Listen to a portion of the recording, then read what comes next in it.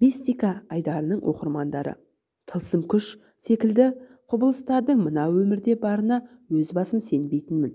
Бірақ мына бір жағдайдан кейін оған көзім жетті. Сіздерге қайбір жылдары басымнан кешкен мына бір жайды ұсынбақпын.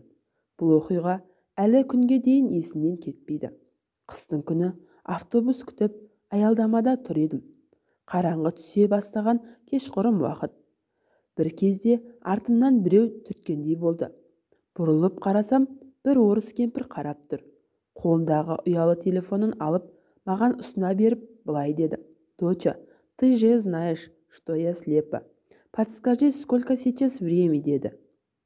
Әжейдің даусы құлағыма өте таныс. Бір жерден естіген сияқтымын. Іле-шала телефонын қарап, сағатты айттым да, ұялы телефонын өзіне қайтарып бердім.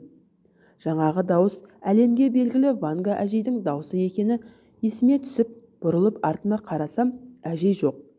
Маңайыма қараймын. Алысқа ұзап кететіндей 5 секундта өткен жоқ болатын. Күткен автобусым келіп, мен отырып кете бардым. Жол бойы кемпір туралы ойлаумен болдым. Жаңағы кейуана шынымен Ванга әжей ме, әлде көзіме көрінген елес пе? Елес дейін десем, ұялы телефонын алып, сағат қарағанымды білем.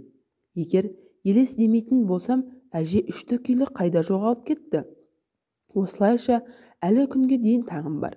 Сол оқиғаны көп ойлағандықтан ба, бір күні түсіме Ванга әжей кірді. Менің анамды арқасынан қағып, құшақтап жатыр екен. Анамның бойында ата-бабамыздан қонған емшілік қасиеті бар еді. Ол кісі сол емшілік жолын қуды. Осылайша жаз келді. Жаңа жұма намазға қатысайын деп мешітке қарай аяңдадым.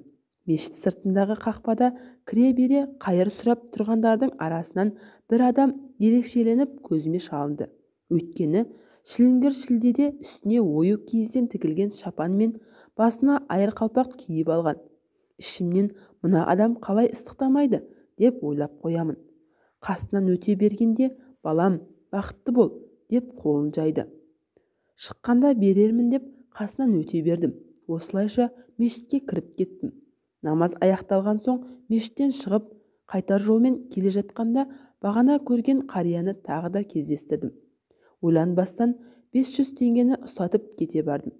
2-3 қадам аттап жүре бергенде ойыма Қыдыр атаға ұқсайды екен-ау деген ой келіп, іле-шала артыма бұрылып қарасам, жаңағы қария мүлде жоқ. Үстіндегі киімі, қолындағы таяғы, барлығы біз кітаптан оқып, суретін көрген бейтаныс шал. Тағы да ойымды Қыдыр атаны көрдім бе деген ой мазалады. Өмірімде осындай түсініксізде оқиға 2-3 рет болды. Біреулерге айтсам күлер деп көп ашылып айта бермеймін. Бірақ Алаш айнасы порталын оқып отырып, мистика айдарына өз басымнан өткен оқиғаны жазуды жөн көрдім. Күлсеңіздер, күле беріңіздер. Бірақ менің басымнан осы оқиғалардың өткені ақиқат.